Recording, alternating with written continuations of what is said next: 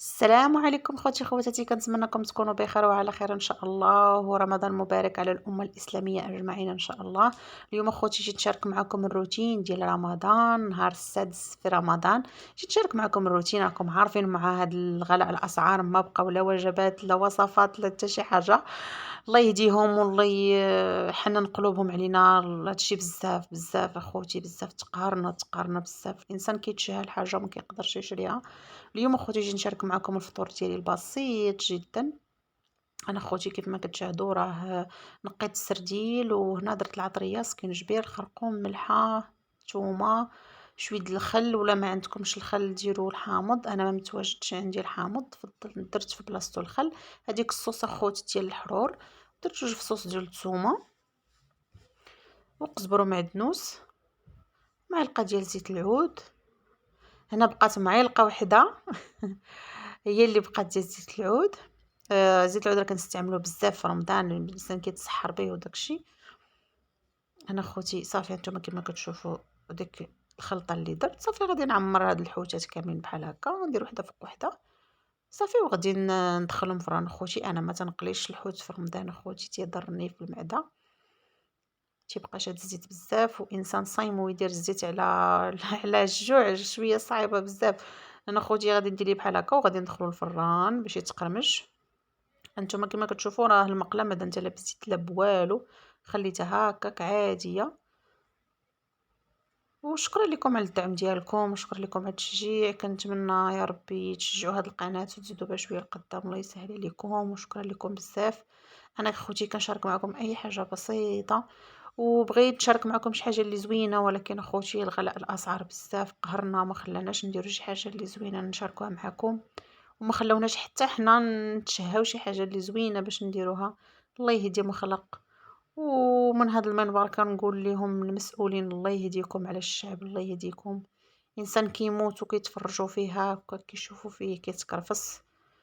الله يهدي ما خلق. بزاف د الناس كنشوفهم مساكن كيبغيو يتقداو وكيبغيو ياخذوا شي حاجه، كيشوفوا الحاجه وكيزيدوا، غير هذيك بعدا تطيح منك النص. والحمد لله على كل حال. هادشي اللي غادي نقولوا، حمدنا ربي وشكرناه. الانسان من عنده صحته الحمد لله. انا خوتي كيف ما كتشوفوا ساليت داكشي اللي عندي، غادي داكشي اللي بقى لي في الطبسيل غندهن به شويه الحوتات من الفوق صافي. وهانتويا المقله ديالي موجوده، غادي ندخلها للفران. انا خوتي هذا التفاح والبنان كيف ما كتشاهدوا، ما راكم عارفين الانسان ملي تيكون ما مساليش، وبحكم انني انا ما تنكونش في الدار بزاف، يعني تنخدم حتى على برا، كنوجدو كنقطعو كنقيه وكنصايبو كنديرو في فريكو. منين كنبغي نجي نطحن كيقرب الوقت كنجبدو هكاك يعني بارد وكنطحنو. منين كنجبدو خوتي كنديرو فيه شي غراف فيه الماء، وكنسيب فيه ديك الميكا باش هكذا يطلق واحد شوي. وراه منين كطحنيه خوتي راه كيجي بارد، يعني لا تحتاجي تدخليه للثلاجه. صافي خوتي نص لتر الحليب مع هذيك الكميه ديال التفاح والبنان صافي، وغادي نعمر هذاك الكاس. هانتوما كما كتشاهدوا تبارك الله راه الخير هذا. انا خوتي مع الحوت كيبغيش هذا ضروري. انا عندي واحد المطيشه وخياره، كما كتشاهدوا راه غنطقطقها مزيان وغنقطعها. ضروري الحوت كيبغيش ليضه باش دوزي بيه. وكنتمنىكم تقبلوا عليا، وكنتمنىكم تشجعوني، وكنتمنىكم انكم تشوفوا هاد لا فيديو، لانه شويه بسيط بزاف مختلف على الفيديوهات الاولين.